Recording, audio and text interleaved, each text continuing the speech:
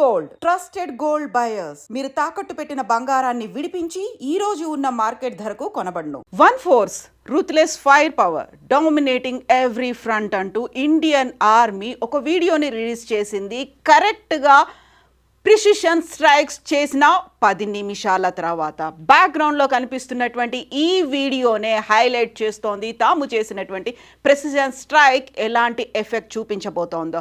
ఎవరు ఎక్కడ ఎలా దాగి ఉన్నప్పటికీ మేము దాడి చేస్తాము, దుమ్ములో ఉన్నా చీకట్లో ఉన్నా ఎక్కడున్నా మేమేంటో మా పవర్ ఏంటో చూపిస్తాము అంటూ ఆర్మీ తన వీడియోని రిలీజ్ చేసింది. 9 ప్రాంతాల్లో టార్గెటెడ్గా కేవలం అక్కడున్నటువంటి ఉగ్రమూకలు ఏవైతే బంకర్లు ఉన్నాయో, ఎక్కడైతే హెడ్ క్వార్టర్స్ ఉన్నాయో వాటి మీద మాత్రమే మేము దాడి చేశాము.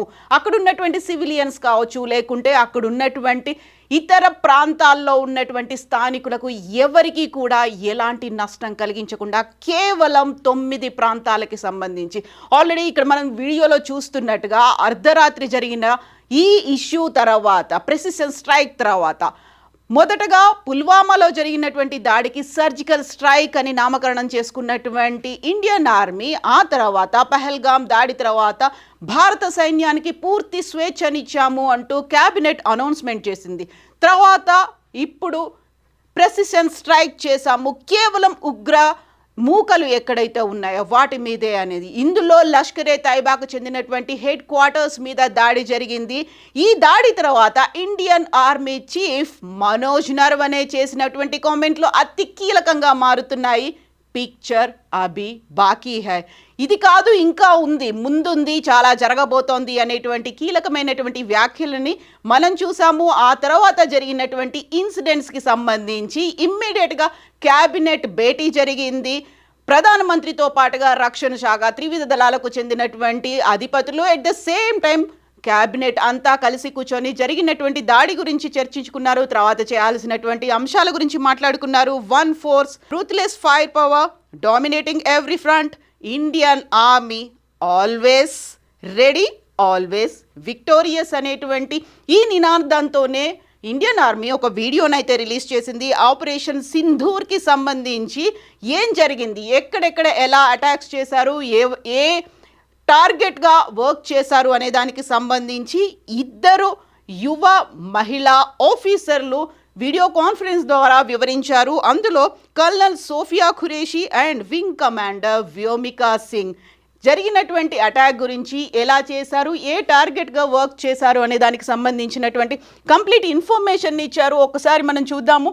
యాక్చువల్గా ఏ ప్రాంతాల్ని, ఏ స్థావరాల్ని టార్గెట్గా చేసుకున్నారు అనేది ఈ వీడియోని ఇండియన్ ఆర్మీ రిలీజ్ చేసింది, ఫోటోల్ని, వీడియోల్ని. సో టెర్రరిస్ట్ క్యాంప్ కోట్లీ గుల్పూర్లో ఉన్నటువంటి టెర్రరిస్ట్ క్యాంప్కి సంబంధించినటువంటి ఒక photo.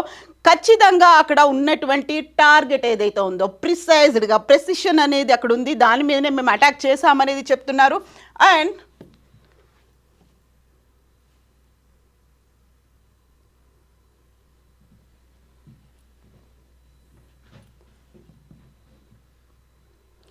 Terrorist camp destroyed, Kotli గుల్పూర్లో ఉన్నటువంటి టెర్రరిస్ట్ క్యాంప్స్ మీద ఎలా దాడి చేశారు, ఎక్కడ టార్గెట్ అనేది ఉంది, ఆ టార్గెట్కి సంబంధించినటువంటి ఫోటోలని, వీడియోలని 2 మహిళా అధికారులు రిలీజ్ చేశారు.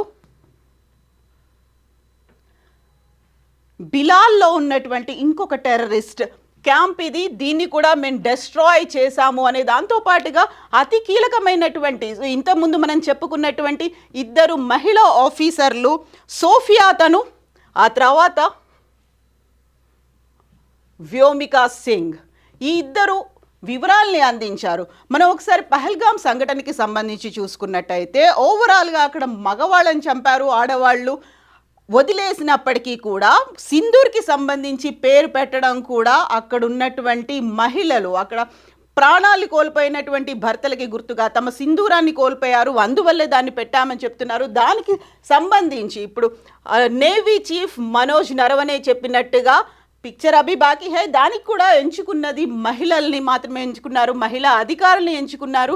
సో ఇక్కడ మనకు అతి కీలకమైనటువంటి ఇంకొక వీడియో కనిపిస్తోంది. వాళ్ళు రిలీజ్ చేసినటువంటి క్యాంపుల్లో ఏవేవి డెస్ట్రాయ్ అయ్యాయి అనేది. అర్ధరాత్రి జరిగినటువంటి అటాక్స్, ఎక్కడ అటాక్ చేశారు, దేని మీద దాడులు జరిగాయి, అవి ఎన్ని కిలోమీటర్ల దూరంలో ఉన్నాయి, లాహోర్తో పాటుగా బిలావర్పూర్, వీటన్నిటికీ సంబంధించినటువంటి ఇన్ఫర్మేషన్ని, కోట్లీ గుల్పూర్లో ఏం జరిగింది, అది ఎంత దూరంలో ఉంది, జనావాసాలకు ఎంత దూరంలో ఉంది, అక్కడ ఎంతమంది ఉన్నారు, ఎలాంటి క్యాంపులు ఉన్నాయి, వీటన్నిటికీ సంబంధించినటువంటి ఇన్ఫర్మేషన్ని ఈ ఇద్దరు యువ అధికారులు వినిపించారు. కల్నల్తో పాటుగా wing commander colonel Sofiya, wing commander Vyomika release చేసినటువంటి వీడియో ఇది. దీంతో పాటుగా యూజువల్గానే ఇప్పుడు మనకు ఒక డౌట్ వస్తోంది, ఆపరేషన్ సింధూర్ అనేది ఎందుకు పెట్టారు అని. ఆపరేషన్ సింధూర్కి సంబంధించి అర్ధరాత్రి 1:30 తర్వాత జరిగితే 1:44కి ఆపరేషన్ సింధూర్కి సంబంధించి ఇండియన్ ఆర్మీ ఒక ఫోటో రిలీజ్ చేసింది, జస్టిస్ ఈ సర్వ్ జై హింద్ అనేది. సో ఇది చాలా కీలకంగా కనిపిస్తోంది. ఆపరేషన్ సింధూర్లో ఎందుకు పెట్టుకున్నారు అనేది. సింధూరం అనగానే మనకు భారతీయ మహిళలకు సంబంధించి, వివాహితలకు సంబంధించి కనిపిస్తోంది. అండ్ అక్కడ చాలామంది భర్తల్ని కోల్పోయారు, 28 మంది భర్తల్ని కోల్పోయారు. దానికి గుర్తుగా సింధూరం అని పెట్టుకున్నారు. దీంతో పాటుగా కశ్మీరాన్ని భారతదేశానికి సంబంధించి ఒక హెడ్ భాగంగా చూస్తుంటారు. అండ్ సోషల్ మీడియాలో విపరీతంగా ట్రెండ్ అవుతున్నటువంటి ఫోటో భరతమాతకి సింధూరాన్ని అద్దినట్టుగా ఉంది అనేది. దీంతో పాటుగానే సింధూరం అనేది ఒక కశ్మీర్లో ఉన్నటువంటి కుంకుమ పువ్వుకి గుర్తుగా కూడా చెప్తుంటారు కాబట్టి సో సింధూరాన్ని అందులో పెట్టినట్టుగా. అండ్ ఇప్పుడు ఉన్నటువంటి ఈ ఫోటోని బట్టి చూస్తే ఏ టెర్రరిస్ట్ క్యాంపులు ఉన్నాయి, ఎక్కడెక్కడ అటాక్ చేశారు. మనం ఇంతకుముందు చెప్పుకున్నాము 9 ప్రాంతాల్లో అటాక్ అనేది జరిగింది. బవల్పూర్, మురిడ్కే, గుల్పూర్, కోట్లీ, ముజఫరాబాద్, బింబర్, చకార్ము, సియాల్కోట్, ఇక్కడే అతి కీలకమైనటువంటి స్థావరాలు ఉన్నాయి. జైషే మహమ్మద్ స్థావరం ఉంది. ఆ తర్వాత అక్కడ ఉన్నటువంటి హెడ్ క్వార్టర్ అనేది ఉంది. ఆ హెడ్ క్వార్టర్ని మేము ధ్వంసం చేశాము అని ఇండియన్ ఆర్మీ అనౌన్స్ చేసింది. దీంతో పాటుగా ఏం జరగబోతోంది, పిక్చర్ అభి బాకీ హై అనేది ఆర్మీ చీఫ్ మనోజ్ నరవనే చెప్తున్నారు.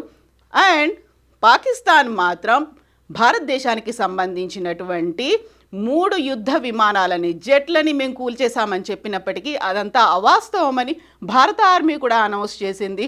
ఒకవైపు ఆర్మీతో పాటుగా ఎయిర్ ఫోర్స్ కూడా ఈ ఆపరేషన్లో పాల్గొన్నారు. ఎట్ ద సేమ్ టైం నేవీని కూడా సిద్ధంగా ఉంచారు. త్రివిధ దళాలకు సంబంధించినటువంటి అధిపతులంతా ఈ సమావేశాల్లో ఉన్నారు. కొద్ది రోజుల క్రితమే కేబినెట్ సమావేశంలో కూడా చాలా కీలకమైనటువంటి ప్రకటన ప్రధానమంత్రి నరేంద్ర మోదీ చేశారు. సైన్యానికి పూర్తి స్వేచ్ఛనిస్తున్నాం, వాళ్ళు ఎప్పుడైనా ఎక్కడైనా ఏదైనా చేయొచ్చు అనేది. సో వాళ్ళు తీసుకున్నటువంటి డెసిషన్కి దేశం అంతా మద్దతు పలికింది. పార్టీలకి అతీతంగా రెస్పాండ్ అవుతున్నటువంటి లీడర్లను చూసాము. ఇది భారత్ సాధించిన విజయంగా జై హింద్ అంటూ, భారత్ మాతాకి జై అంటూ చేస్తున్నటువంటి నినాదాలని కూడా చూస్తున్నాము.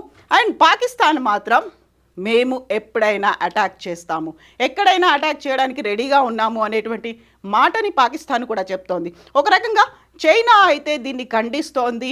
అమెరికా అయితే దశాబ్దాల తరబడి జరుగుతున్నటువంటి ఒక పోరాటం, దీనికి అతి తొందరలోనే ఒక ముగింపు రావాలని కోరుకుంటూ అనేటువంటి మాట అమెరికా అధ్యక్షుడు ట్రంప్ కూడా చెప్పాడు. సో పిక్చర్ అభి బాకీ హై అంటే ఇంకేం జరగబోతోంది. ఒకవైపు మాక్ డ్రిల్లు జరుగుతున్నాయి, ఒకవైపు అవగాహన కలిగిస్తున్నారు, ఇంకోవైపు యుద్ధానికి సన్నద్ధంగా ఉన్నటువంటి సిచ్యువేషన్ అయితే ఉంది. సో నెక్స్ట్ ఏం జరగబోతోంది, వి నీడ్ టు వెయిట్. నిజంగా ప్రస్తుతం ఉన్నటువంటి సమాజం దేనికి ప్రయారిటీ ఇస్తుంది? ఆర్థిక సంబంధాల చుట్టూ మాత్రమే తిరుగుతుంది. మళ్ళీ ఎన్నికలంగానే చాలా విరక్తి కలుగుతుంది. మంచి అనిపిస్తుంది కదా, లేడీస్ కూడా ఛాలెంజింగ్ జాబ్స్ చేసినప్పుడు చాలా బాగుంటది. ట్రాఫిక్ అసిస్టెంట్స్ గా నియమించిన ట్రాన్స్జెండర్స్ అందరితో సాల్యూట్ చేయించుకుంటున్నారు. ఫుడ్ డెలివరీ ఇవ్వటానికి వెళ్ళినటువంటి డెలివరీ బాయ్ అనిల్ పై కళ్ళ ముందు పెళ్ళండి